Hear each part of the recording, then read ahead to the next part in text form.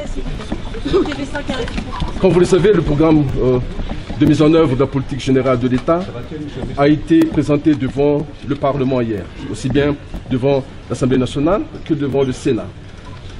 Il est évident que nous ne pourrions pas annoncer la date des élections sans que la représentation nationale ait validé le programme de mise en œuvre de la politique générale de l'État.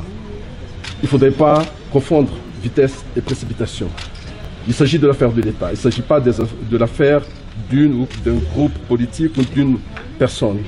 Aujourd'hui, le Conseil du gouvernement, après avoir examiné la proposition du CENI, après avoir examiné la prise en compte aussi des positions des uns et des autres, vient de décider que la date des élections est comme suit. Le premier tour des élections présidentielles aura lieu le 7 novembre et le second tour aura lieu le 19 décembre.